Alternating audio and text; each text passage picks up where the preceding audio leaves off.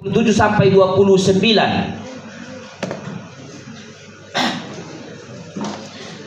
2 Samuel 3 ayat 27 sampai 29.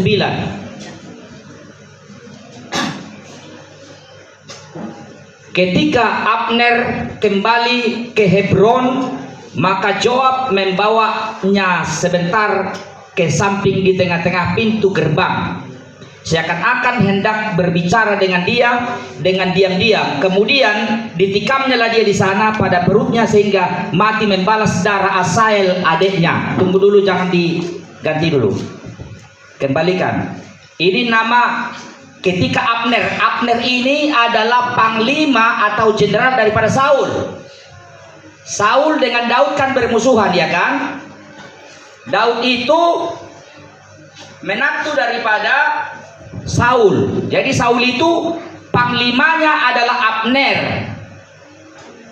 Kembali ke Hebron, maka Joab ini panglima daripada Daud. Supaya kita tahu awal ceritanya nanti, ya. Maka Joab membawanya sebentar ke samping pintu, di tengah-tengah pintu gerbang, seakan-akan hendak berbicara dengan dia dengan diam-diam. Kemudian ditikamnya dia di sana pada perutnya sehingga mati, membalas darah Asael adiknya. Asael itu adiknya Joab, dibunuh oleh Abner, ya. Sehingga dendamlah dia, saudara-saudara, pada waktu masih konfrontasi antara Daud dan Saul. Disitulah terbunuh adiknya Joab. Jadi Joab itu dendam kepada Abner. Ayat 28 saudara baca.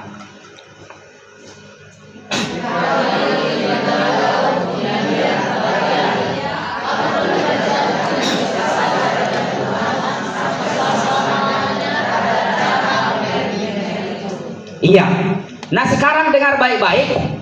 Sekarang Saul sudah mati. Karena Saul sudah mati, Abner sadar. Abner itu berpikir yang dihujuk Tuhan Allah menjadi raja di Israel adalah Daud.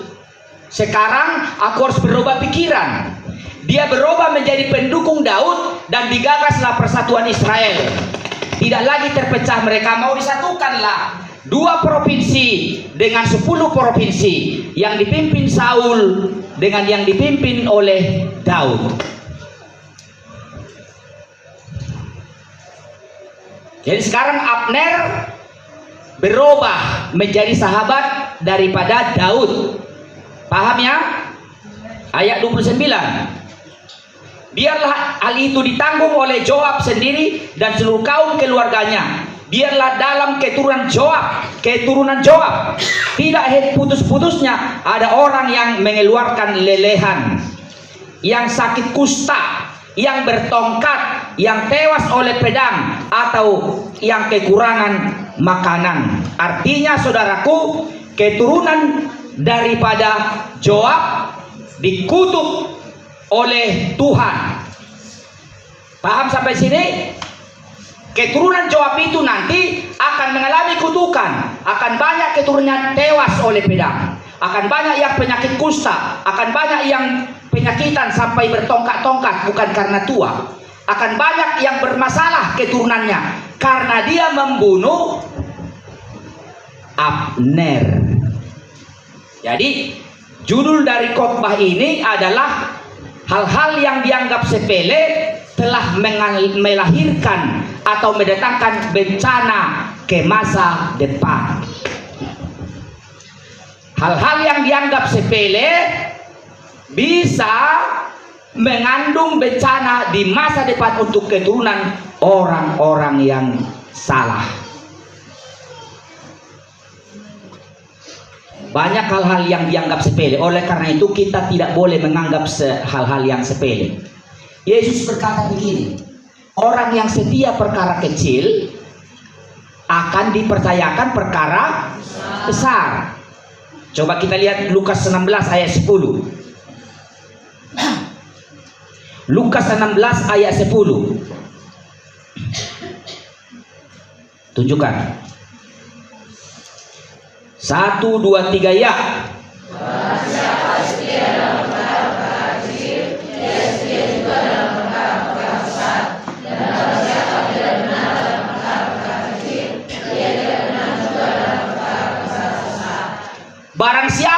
mempedulikan perkara-perkara kecil, mengurusnya dengan baik, orang seperti ini layak dipercaya dalam perkara-perkara besar. Oleh karena itu, tidak boleh kita menganggap apapun dengan sepele. Menganggap apapun dengan sepele. Saudara dengar, ini cerita.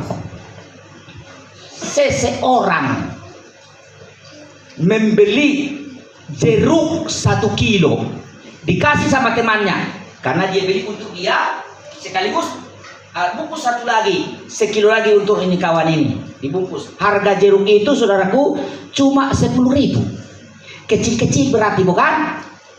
Baik, dikasihlah. Makasih kak ya jeruknya. Oke, bisa mereka. 3 hari kemudian yang membeli jeruk ini bertandang ke rumah yang punya jeruk, yang dikasih jeruk. Apa yang terjadi? Jeruk yang dikasih 3 hari lalu masih di meja semua, belum ada disentuh satu pun. Paham ya? Dalam hatinya begini, kecewa. Jeruk kami begitu datang di rumah, udah direbut sama anak-anak, belum hitung 20 menit sudah habis semua. Ini 3 hari jeruk ini tidak ada yang menyentuh. Sayang kali uangku itu kukasih tempoh hari. Sejak itu dalam hatinya, tak akan kuberi lagi sesuatu sama klien. Karena klien ternyata tidak bisa menghargai, tidak mengucap syukur. Bukan dibuang, tapi di situ 1 butir pun tidak berkurang. Si pemberi akhirnya kecewa. Sayang kali lah uangku itu. Padahal kami kekurangan di rumah kemarin. 1 kilo jeruk belum sampai 20 menit udah habis semua. Yang bontot di belakang, mana punya aku? Udah habis, nantilah ya. Padahal ini 3 hari gak disentuh apapun. Kenapa? Ini perkara sepele, tapi mengandung masalah ke depan. Tidak lagi orang ini suka memberi sesuatu karena ternyata tidak dihargai. Makanya kalau dikasih orang sesuatu, beda caranya. Dibelikan ikat pinggang. Setiap saya ke rumahnya ikat pinggang itu aku pakai. Dibelikan saya ke meja. Setiap saya ke rumahnya, ke meja itu yang aku pakai. Kalau aku makan, sebutir pun tidak hilang nasi itu. Ku cari, ada tadi terjatuh. Supaya dikasih Tuhan lagi besok. Amin. Ketika kita hargai pemberian Allah, kita diberi lagi besok. Hargai. Tuhan kasih kesehatan sama kita, hargai kesehatan itu. Jangan disia-siakan, supaya dikasih lagi besok. Jadi banyak kali hal yang dianggap sepele, tetapi ke depan jadi bermasalah karena disepelekan hal-hal yang sepele itu. Oleh karena itu, jangan sepele dengan hal yang sepele. Apa yang dianggap sepele oleh Joab sehingga terkutuk keluarganya ke depan? Yang dianggap biasa-biasa telah mendatangkan kutuk ke masa depan bagi keluarganya. Yang sepele itu artinya Joab pertama saudaraku, Joab itu egois. Apa saya bilang? Egois. Karena egoisnya lah dia membunuh Abner. Memang benar, Joab itu kecewa karena adiknya dibunuh. Tapi sekarang si pembunuh itu sudah menjadi alat Tuhan untuk menyatukan Israel. Paham? Abner sekarang sudah menjadi pemimpin yang akan menyatukan seluruh bangsa. Nah, saya bertanya, antara kepentingan Joab dengan kepentingan bangsa, mana lebih penting? Kepentingan Joab adalah dia sakit hati karena adiknya dibunuh. Tapi kepentingan seluruh bangsa Israel, Joab, si Joab ini, si Abner ini akan menyatukan seluruh Israel di bawah kepemimpinan daripada Daud. Harusnya demi memikirkan seluruh bangsa, maka Joab menahan hatinya, tidak akan membunuh Abner. Paham? Abaikan kepentingan pribadi demi kepentingan banyak manusia. Tetapi kalau orang mementingkan dirinya sendiri, tidak peduli orang lain, yang penting kepentingannya harus terlaksana. Ini yang dinamakan egois, mementingkan diri sendiri. Banyak orang terjebak di sini. Oleh karena kepentingan diri sendiri, ada banyak orang dirugikan. Tidak memikirkan kepentingan yang lebih luas. Harusnya Abner ini dibiarkan hidup, walaupun Joab sakit hati, sudah dibunuh adiknya. Tapi sekarang ada kepentingan yang lebih besar, kepentingan yang menyangkut seluruh bangsa Israel, dan untuk kepentingan ribuan tahun ke depan. Karena kalau bangsa Israel bersatu di bawah kepemimpinan Daud, ini kehendak Tuhan, betul? Ini kehendak Tuhan. Makanya Mazmur 23, bukan Mazmur 23, Mazmur, betapa indahnya 133 ya, coba tunjukkan dulu Mazmur 133 ayat 1. Tunjukkan dulu Mazmur 133. Nyanyian ziarah Daud, sungguh alangkah baiknya dan indahnya apabila saudara-saudara diam bersama dengan rukun.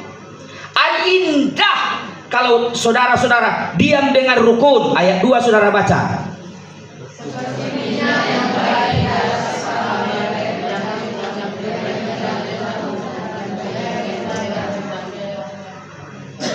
Tiga, seperti embun gunung Hermon yang turun ke atas gunung-gunung Sion, sebab ke sanalah Tuhan memerintahkan berkat kehidupan untuk selama-lamanya. Cukup. Ini pemikiran Daud dan pemikiran seluruh tokoh-tokoh Israel. Kalau Israel itu bersatu, duduk bersama, rukun, nggak ada cecok recok, Allah memerintahkan berkat. Tapi ini nggak sampai pikiran daripada Joab. Hanya karena kepentingan pribadi, keluarganya merasa tersakiti karena dibunuh oleh Abner, maka Abner dibunuh oleh Joab. Waktu Abner dibunuh, maka merataplah Daud, menangislah Daud, tidak mau makan seharian, berpuasa dia. Abner, Abner, betapa gugur para pemimpin di Israel, orang besar di Israel gugur. Akhirnya dia bilang, hei Joab, keturunanmu tidak akan berhenti-berhenti yang mengeluarkan lelehan, yang bertongkat, yang penyakit kusta, yang tewas di belakang pedang, akan huru harap keturunanmu sampai selama-lamanya. Hanya karena mementingkan pribadi, kepentingan diri sendiri, maka generasi ke belakang kacau balau. Makanya memang saudaraku, dalam Yakobus 3 ayat 16 dikatakan, orang yang egois itu pembuat kejahatan. Coba tunjukkan Yakobus 3 ayat 16. Sudah? Sebab di mana ada iri hati dan mementingkan diri sendiri atau egois, di situ ada kekacauan dan segala macam perbuatan jahat. Dengar baik sahabat-sahabatku sekalian, kalau Anda adalah orang yang egois, sebenarnya Anda ada di kelompok para pembuat kejahatan. Cuma kejahatan kita kadang bisa kita sembunyikan, nggak tahu orang, nggak diketahui orang kita berbuat jahat. Hati-hati saudara, jangan sampai saudara aman di muka umum, tapi di pemandangan Tuhan saudara jahat. Ada pikiran-pikiran yang salah, orang tidak bisa tangkap, polisi tidak bisa menghukum kita dengan itu, undang-undang tidak menjerat kita, tapi ada Allah di sorga yang mengetahui isi hati kita. Takutlah akan Tuhan. Orang yang bersih hatinya akan lihat Tuhan. Jamah hati saudara, jadikan hati saudara bersih di pemandangan Tuhan. Ingat khotbah beberapa minggu yang lalu, tanganku bersih terhadap engkau. Ingat itu saudara? Daud berkata, tanganku bersih terhadap siapapun, tidak ada noda, tidak ada kesalahan, tidak ada pelanggaran. Hatiku bersih, mulutku bersih, pikiranku bersih, rumahku bersih, perasaanku bersih, harus seluruhnya bersih agar kita lihat Tuhan. Telah kulihat kebaikanmu yang tak pernah habis di hidupku. Ku berjuang sampai akhirnya kau dapati aku tetap setia. Hatimu bersih, kau lihat Allah. Hatimu bersih, kau damai. Hatimu bersih, kau lihat Tuhan. Hatimu bersih, kau bebas dari penyakit. Bebas. Jangan ada sakit hati, jangan ada kecewa, jangan ada persekutuan. Bersihkan hatimu supaya Tuhan hadir di sana, agar Roh Kudus merajai di sana, agar damai sejahtera Tuhan itu seperti air yang bergulung-gulung, tidak pernah berhenti. Tapi kalau hati tidak bersih, setan bersarang di sana. Hati-hati dengan egois. Jangan pikirkan diri sendiri, pikirkan Tuhan. Ketika Petrus menarik Yesus dengan dia merasa dia sangat mengasihi Yesus, karena Yesus berkata, tidak lama lagi aku akan diserahkan kepada bangsa-bangsa lain. Aku akan mati, akan dihukum. Datang Petrus, dia bilang begini,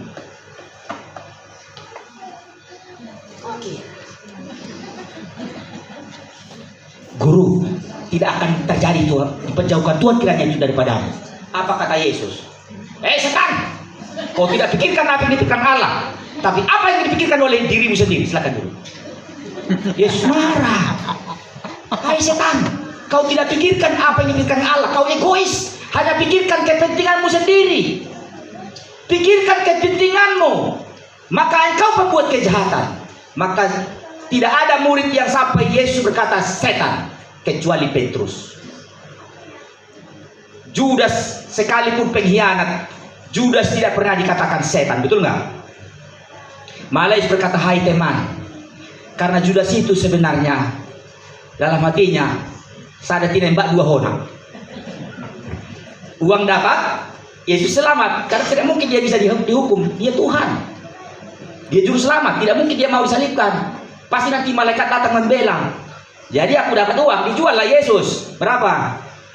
Kasih uang sama aku, biar ku serahkan Yesus. Ya 20 lah, janganlah 20, 30 lah. Tawar menawar jadi sudah 30. Dia gembira dalam hatinya.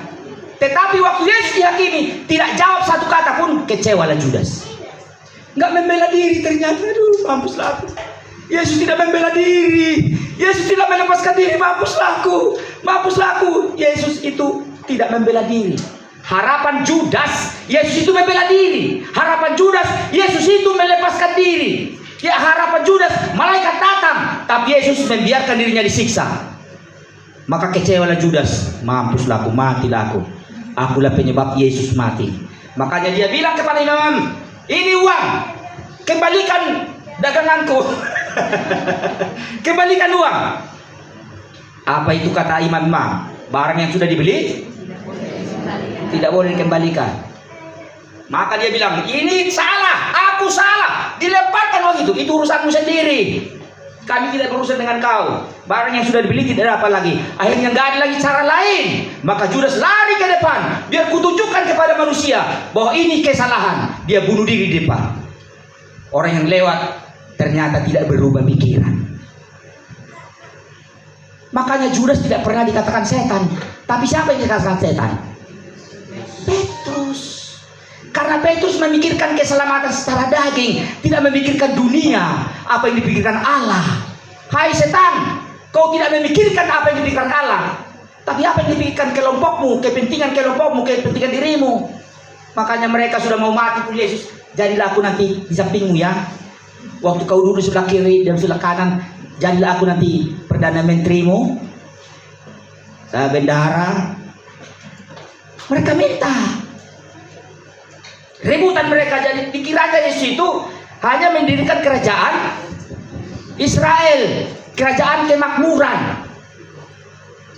Jadi orang-orang yang egois itu, makanya dikatakan orang yang mementingkan diri sendiri, di sana terjadi kekacauan dan segala macam perbuatan jahat. Joab itu egois. Dia tidak peduli negara mereka mau disatukan atau tidak, itu bukan urusanku, tapi dendamku harus dibalaskan. Karena memikirkan diri sendiri, tidak memikirkan kepentingan yang lebih luas, maka kutuk datang pada keluarganya. Hati-hati dengan egois Bapak Ibu. Amin. Jangan egois, pikirkan orang lain. Kita tidak bisa hidup sendiri. Kita manusia sosial. Kita tidak boleh hidup terpisah dari orang lain. Kita harus bersama-sama. Amin. Kita bukan harimau. Raja katanya, tapi dia sendiri di radius 200 meter, 200 km. Raja dia. Tapi tidak ada anggotanya. Itu raja hutan. Kita manusia ini makhluk sosial. Kita harus berdampingan satu dengan yang lain. Kalau berdampingan satu yang lain, artinya kita tidak bisa hidup sendiri. Kita harus hidup bersama dengan orang lain. Karena itu dibutuhkan saling tolong menolong, saling peduli satu sama lain, saling mengasihi, saling memaafkan, saling mengampuni. Haleluya. Ada amin di belakang sana? Amin. Belakang sana? Amin.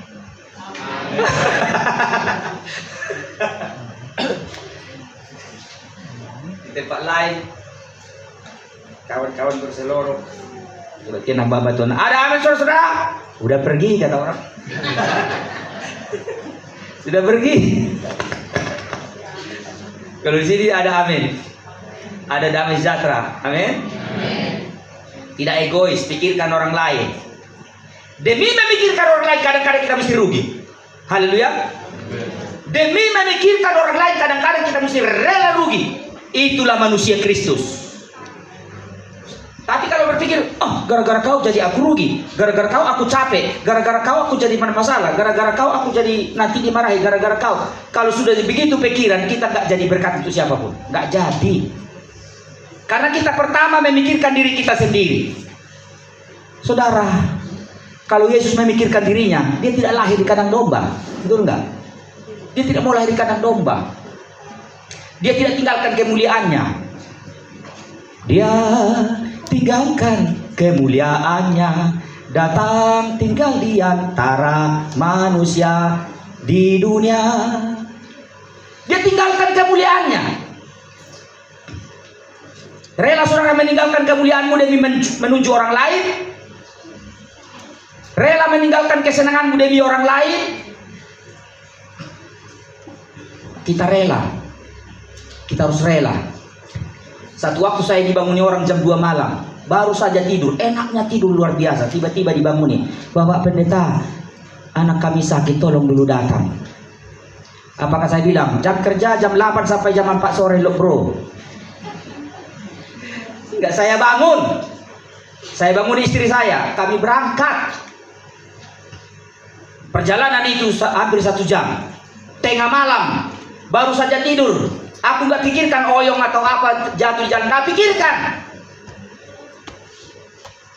Waktu Jason Biring dulu divonis harus berobat berbulan-bulan di rumah sakit umum Lubuk Pakam.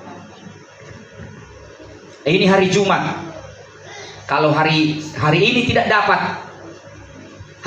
dapat surat dari dinas sosial kecamatan, maka dia menjadi pasien bayar. Gak sanggup dia berbulan-bulan. Saya lari dari Lubuk Pakam ke kantor camat Diski. Pulang pergi jam 10 pagi, jam 5 tepat pada waktu petugas sudah mulai mengunci pintu, menutup pintu mau pulang. Saya bilang, Pak, sudah datang saya. Nggak bisa lagi Pak, udah tutup kantor. Katanya, tolong Pak. Kamu mohon di situ. Kencangnya aku lari, tahu berapa kencang? Lebih kencang dari pesawat. Ece. Bayangkanlah, urusan dari jam 10 sampai di kantor camat, menunggu lagi petugas datang, bernegosiasi lagi, konsep surat, pulang. Gak sempat makan siang. Berapa kali di stop polisi gak aku indahkan, lari aku. Karena mencurigakan, lampu kuhidupkan. Pada waktu itu tidak boleh lampu dihidupkan, itu pertanda bahaya. Lampu kuhidupkan. Polisi berapa kali stop, saya tidak mau. Ada sakit di sana, aku bilang. Ada orang mau mati di sana, lari aku, gak peduli aku. Gak peduli kejar. Yang penting sampai surat ini di tempat. Datang orang-orang, kau membahayakan dirimu. Membahayakan dirimu katanya. Tapi namanya lah kita peduli. ibarat anak kita lah sakit, ibarat keluarga kita lah sakit. Gitu saudara-saudara. Makanya jadilah seperti apa yang diharapkan Tuhan. Jangan egois. Bilang sama-sama, jangan egois. Tengok dulu kiri kanan kita, apakah muka-muka egois ada? Nampaknya tidak ada ya. Nggak ada di sini. Kalaupun ada, satu saja kurasa ya. Kurang setengah. Dan itu tidak ada di sini. Semua di sini orang-orang yang peduli. Karena Allah kita adalah yang peduli. Ada lagunya kan?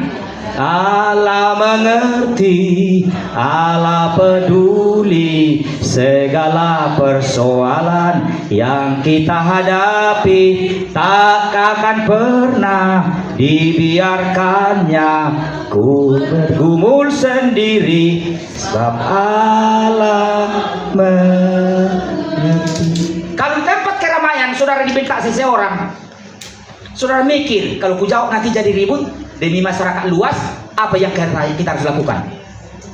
Apa yang harus kita lakukan? Kalau kita memikirkan egois kita akan bertengkar di situ, betul nggak? Tapi karena memandang banyak orang, kita berdiam diri, sabar kita. Karena lebih penting orang banyak daripada pribadi kita. Itu harus dipegang. Ada orang di tempat umum pun bertengkar karena egoisnya luar biasa. Di tempat keluarga pun bertengkar. Kalau mau bertengkar udah ajak ke hutan. Le, ayo kita minum ke hutan. Di sana lah bertengkar. Kau katanya, kau juga bertengkarlah sekeras-kerasnya, nggak ada yang mendengar. Cuma hewan-hewan di situ yang mendengar, nggak apa-apa. Tapi demi orang-orang kita pun harus rela nyaman. Haleluya. Makanya keluarga-keluarga yang bijak, mereka bertengkar, kau pun salah kau. Enggak, aku yang salah, kau yang salah katanya. Tiba-tiba tok tok tok datang tetangga. Apa Pak? Keluar dua-dua ramah. Itu bijak. Tapi kalau orang bodoh, enggak, kau buka saja. Yang kau didengar orang enggak peduli. Orang bodoh seperti ini tidak layak hidup di tempat ramai. Hidupnya di hutan, saudara-saudara. Bermalam di sana. Gak apa-apa kita gantian mengantari makanannya.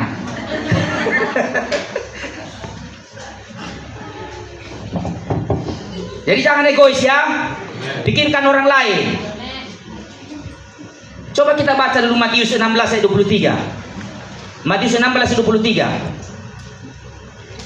Maka Yesus berpaling dan berkata kepada Petrus. Oh ini sudah tadi. Sudah. 1 Raja-Raja 22.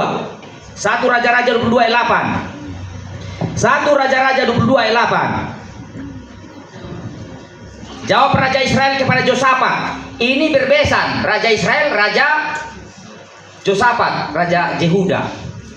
Lalu sudah dipanggil apa namanya? Nabi-nabi palsu. Apakah kita bisa berperang? Datang nabi-nabi palsu itu, oke lah.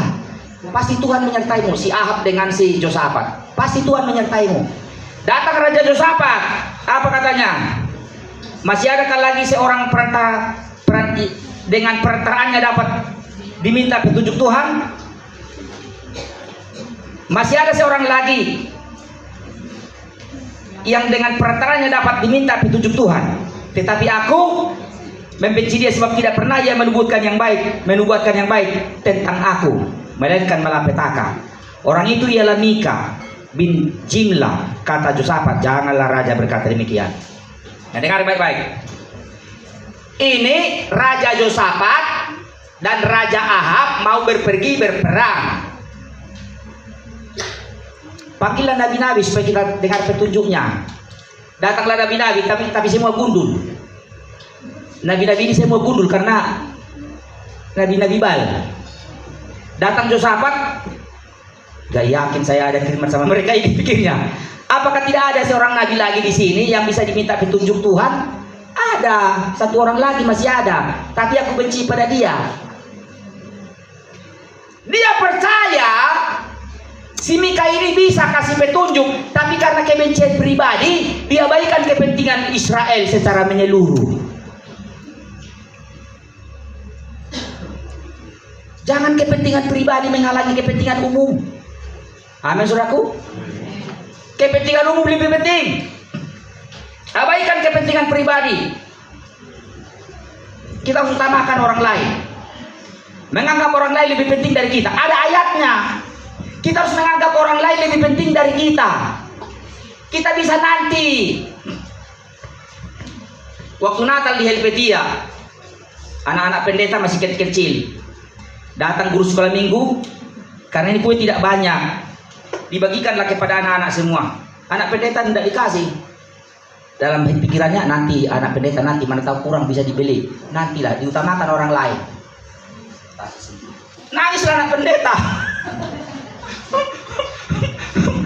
Gak tahu apa sebabnya. Setelah ditanya-tanya, kenapa kau? Dalam hatinya, aku yang punya gereja, aku bapakku pendeta, kok aku nggak duluan dikasih? Setelah orang ini semua pergi, baru dikasih.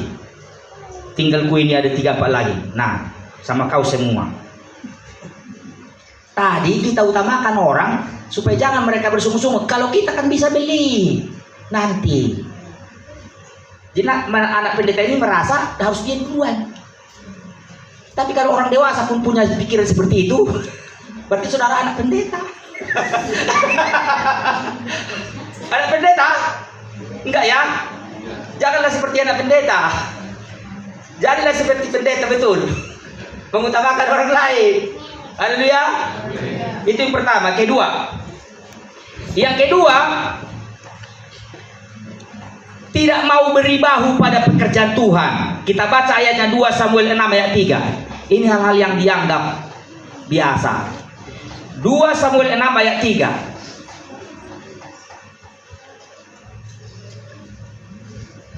Ayo. Mereka menaikkan tabut Allah itu ke dalam kereta yang baru setelah mengangkatnya dari rumah Abinadab yang di atas bukit. Lalu Usa dan Ahayo anak-anak Abinadab mengangkat kereta itu. 4, silakan.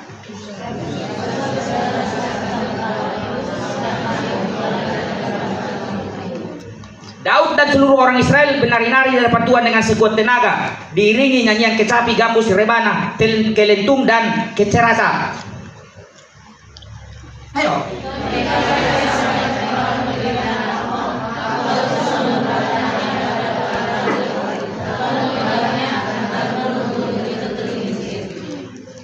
Maka bangkitlah murka Tuhan terhadap Usa. Lalu Allah membunuh dia di sana karena keteledoran itu. Ia mati di sana dekat tabut Allah itu.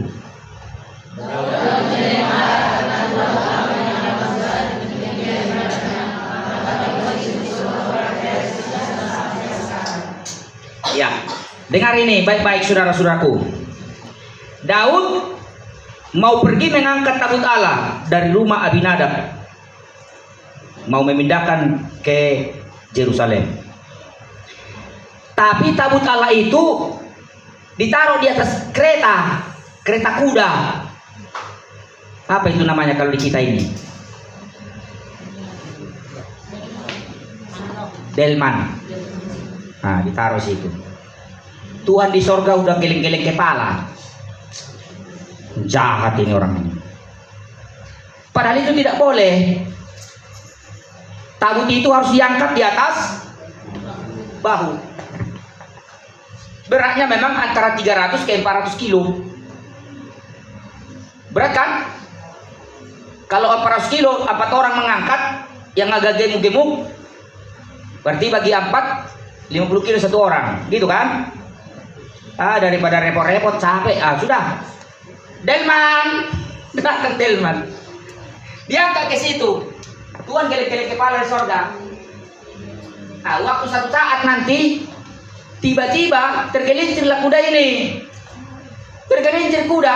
Datang si Usa dan si Ahayo, ditolong. Jangan lagi. Kata Tuhan dari surga, mati orang itu 2. Tadi kalian nggak mau mengangkat, sekarang sok-sok menjamah. Jangan lagi. Biarkan situ. Mati 2 orang. Terjadi kematian. Kenapa? Karena Tuhan marah. Sebab tabut Allah itu tidak mau mereka pikul, supaya enteng mereka. Apa artinya itu? Orang yang menyingkirkan beban dari bahunya supaya enak, jangan kira itu aman. Haleluya. Banyak kali kita ini memikirkan, jangan aku yang berbeban lah. Jangan aku aja. Orang lain lah pikirnya. Jangan aku. Hanya menyingkirkan beban. Orang yang menyingkirkan beban, apa itu namanya? Tidak mau memikul. Kalau tidak mau memikul, bahaya saudara. Jangan kita memikirkan beban. Ambil beban itu. Karena orang yang mengangkat beban akan mendapat berkat. Haleluya.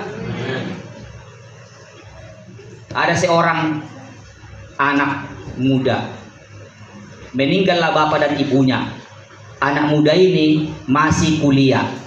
Waktu runding keluarga, mereka bertanya, bagaimana kita bikin ini anak muda kita ini? Sekarang dia sedang kuliah, bapak dan ibunya sudah mati. Jadi cobalah kita berpikir, kita akan tanggung bersama-sama. Yang satu bilang, aku pun beremu kuliah 2. Lagi ya lainmu pun nggak ada kerjanya. Yang satu bilang, kami lagi, ini persoalan kami. Semua ngomong menyingkirkan beban ini. Tidak ada yang mau. Karena hatinya, gak usah kuliah dia. Jangan gara-gara dia kita repot. Gak mau dia memikul beban ini. Semua berpikir jangan aku. Semua berpikir menyingkirkan beban. Saudara itu, kalau saudara memikirkan beban, saudara tidak mendapat upah. Haleluya. Coba tawarkan dari, ya sama-sama kita. Dari saya sekian setiap bulan. Dari saya sekian setiap bulan. Saya sekian. Tuhan akan membuat kita diberkati. Tidak pernah rugi orang yang mengangkat beban. Haleluya. Tidak pernah rugi. Jangan saudara takut dengan beban. Tiada beban yang berat di dalam Tuhan. 1, 2, 3 ya. Tiada beban yang berat di dalam Tuhan. Sampai situ aja. Gak usah lanjutkan. Kalau kita di dalam Tuhan, ingatlah tidak ada beban yang berat. Dulu waktu Pak Mangapoi kepala sekolah di STT, ini anak-anak ini yang baru masuk sekolah ini gak ada yang bisa menerima, karena mereka harus keluar hari Jumat, wajib keluar dari asrama hari Jumat, tidak dimasak makanan hari Jumat, Sabtu, Minggu. Jadi harus keluar. Tapi ditawarkan kepada pendeta satu, mau masalah kate, kami nggak butuh pengerja, semua nggak butuh. Numpuklah di tempat Pak Mangapoi 20 orang. 20 orang kasih makan 3 hari itu kira-kira berapa? Diteleponlah sama saya. Adek, jalur mah dihona gue beli 2 hal pengerja onda. Apa keahliannya? Aku bilang, iya memang gak ada, karena mereka baru datang ini. Main musik tahu? Gak ada. Ngajar sekolah minggu bisa? Enggak. Tapi apalah, daripada di sini semua tengoklah 20 sama kami. 20 itu kasih makan itu berapa karung beras itu sebulan. Ya udahlah, kasihlah 2 orang sama kami. Kita terima 2 orang. Sampai di sini orang itu nyanyi di kamar, tahu apapun kerjanya nggak tahu. Nggak apa-apa lah. Karena kita mau mengangkat beban. Kita bukan mau beruntung. Haleluya. Sempat anggota keluarga begini bilang, mas pada cara umum kan gak ada kemampuannya, jadi beban kita itu.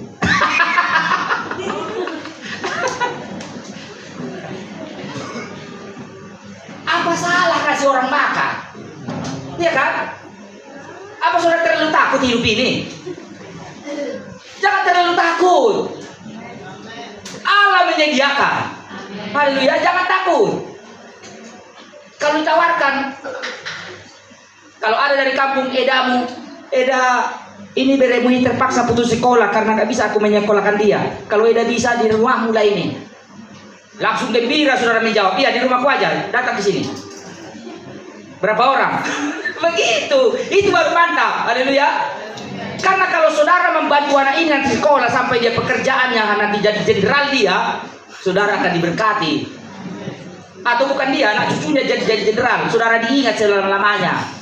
Aku ini jadi seperti ini karena namborumu. Aku gak jadi seperti ini kalau bukan karena namborumu. 30 tahun yang lalu aku ditampung di rumahnya, disekolahkan. Karena namborumu aku ada seperti ini. Ingat kalian namborumu, antar. Saudara pasti menuai dari apa yang sudah tabur. Jangan takut memberi. Haleluya. Aku nggak pernah takut memberi. Nggak pernah. Hanya takut dikritik aja. Kalau memberi kita ada persoalan. Itu aja yang aku takutkan. Kalau memberi nggak takut aku, karena aku percaya dunia ini akan kutinggalkan. Sudah pernah aku bilang sama istriku, siap-siaplah kau, mam, nampaknya aku nggak bertahan lagi ini. Sebab aku bilang begitu. Hidup ini singkat, saudaraku. Saya pernah sakit, gemetar-gemetar kuliah semua dunia ini, gak jelas. 100 meter orang gak aku kenal. Kalau di sini masih kenal, di ujung sana masih ku kenal. Ibu Syagian masih nampak di situ. Kalau dulu hanya depan ini pun gak kenal aku. Udah rabun. Makanya aku pikir sudah tidak lama lagi aku. Jadi apa yang aku pikirkan? Dunia ini singkat, saudaraku. Amin. Dunia ini singkat. Jangan pertahankan dunia ini, tapi tabur ke sorga. Apa yang saudara ingin lakukan demi orang-orang lain di sekeliling kita. Jangan takut. Itu yang kedua. Yang terakhir, yang dianggap biasa sepele, mendatangkan bencana, saudaraku, yang terakhir ini, kritik. Saudara pernah kritik orang? Saudara pernah kritik orang? Pernah siapa pernah kritik orang? Angkat tangan. 1, 15, 30, 35 sudah.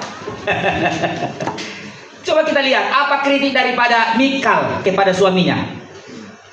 2 Samuel 6 ayat 14. 2 Samuel 6 ayat 14. Ini kita baca selengkapnya ini supaya saudara tahu bagaimana pengaruh kritik itu membahayakan orang. Jadi jangan dianggap sepele kritik. Daud menari-nari di hadapan Tuhan dengan sekuat tenaga. Ia berbaju efod dari kain lenan. 15.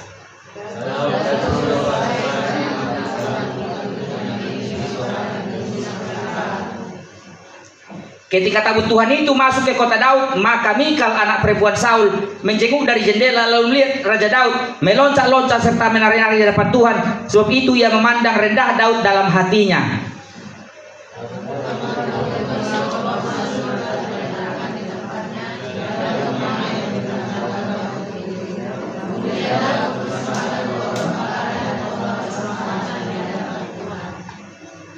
Setelah Daud selesai mempersembahkan korban bakaran dan korban keselamatan, diberkatinya bangsa itu demi nama Tuhan semesta alam.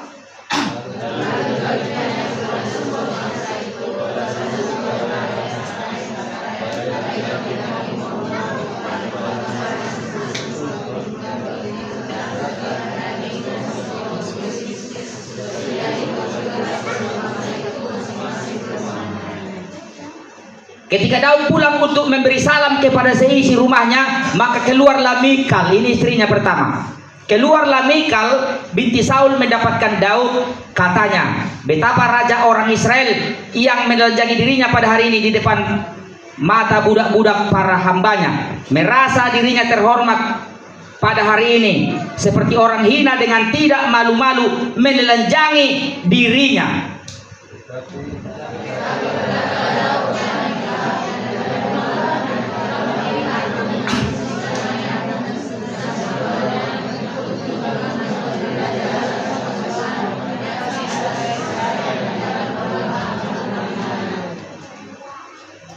Bahkan aku akan menghinakan diriku lebih daripada itu. Engkau akan memandang aku rendah. Tetapi bersama-sama dengan budak-budak perempuan yang kau katakan itu, bersama-sama mereka lah aku mau dihormati.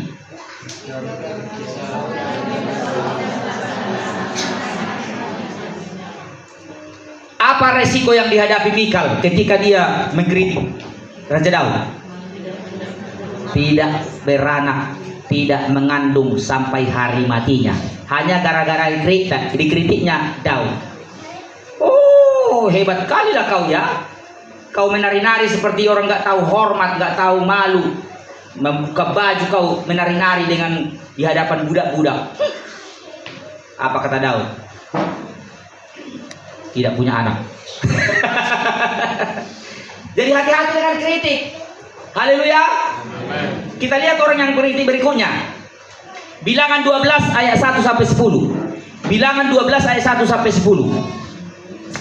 Miriam serta Harun mengatai Musa berkenaan dengan perempuan Kus yang diambilnya, sebab memang ia telah mengambil seorang perempuan Kus.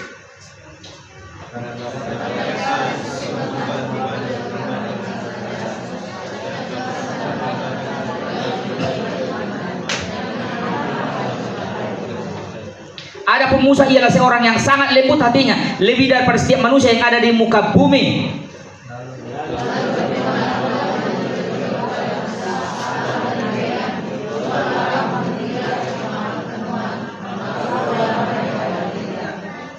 Lalu turunlah Tuhan dalam tiang awan dan berdiri pintu kemah itu, lalu memanggil Harun dan Miriam, maka tampillah mereka keduanya.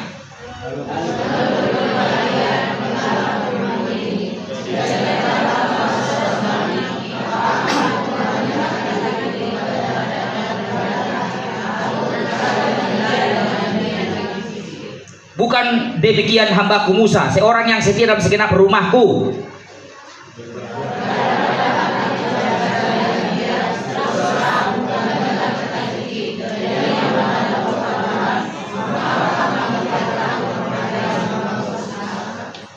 Sebab itu bangkitlah murka Tuhan terhadap mereka, lalu pergilah Tuhan.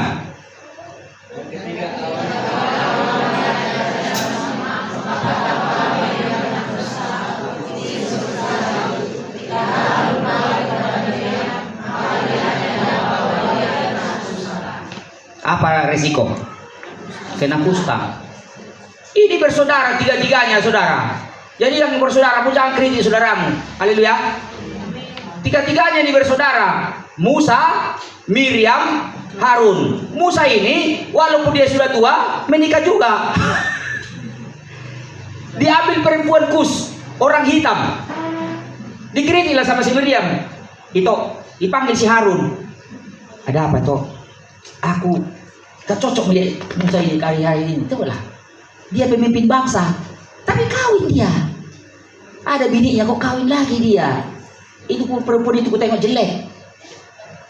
Tiba-tiba Tuhan berkata, datang kalian bertiga dulu. Datang. Kenapa kau tidak takut mengatai hambaku Musa? Setelah Tuhan pergi, si Miriam kena kusta dari atas sampai ke bawah. Harun tidak. Karena Harun cuma bilang, oh iya ya. Iya ya. Oh, iya. Yang ngoceh itu siapa? Miriam. Aku gak suka aku.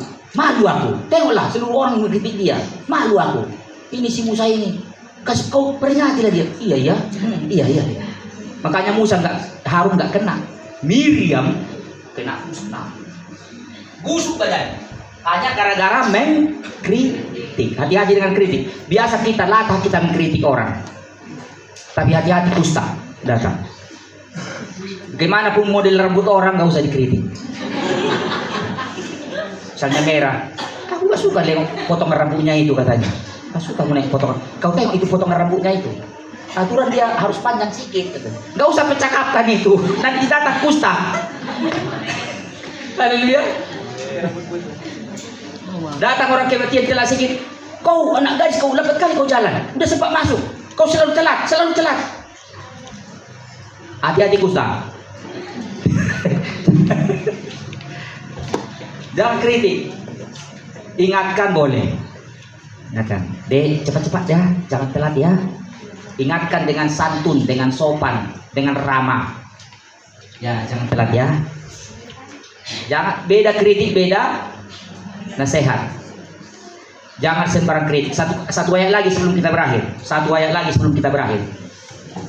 Ayat terakhir, Kejadian 31 ayat 24. Kejadian 31 ayat 24. Jadi jangan anggap sepele kritik. Pada waktu malam datanglah Allah dalam suatu mimpi kepada Laban orang Aram itu serta berfirman kepadanya, janganlah baik-baik, jagalah baik-baik supaya kau jangan mengatai Yakub dengan sepatah kata pun. Tidak perlu dua kali rupanya. Sepatah kata pun, hati-hati. Jangan kata-katai Yakub sepatah kata pun. Sengaja Tuhan datang dari sorga menjumpai si Laban. Hanya urusan ini. Bukan dikatakan begini, hati-hati kalau kalian jumpa nanti, jangan sampai kau menjambak rambutnya ya, awas kau. Kata-kata pun dilarang. Amin saudaraku. Kata-kata pun dilarang. Jangan katai hambaku Yakub sepatah kata pun. Makanya hati-hati soal mengkritik. Mengkritik itu hal yang latah biasa, tapi makanya itu mendatangkan dosa. Jangan suka mengkritik. Katakan sama-sama, aku tidak mau lagi. Mulai hari ini. Karena takut kusta, iya kan? Kalau ada orang bilang, hari Minggu itu kok panjang kali khotbah Pendeta Magus, kali ini lewat setengah jam, aku dengar ya. Kau perhatikan itu. Iya ya, itu aja. Jangan tambahin. Iya, aku pun bosan loh. Aku pun bosan. Jangan tambahin. Bilang aja iya ya.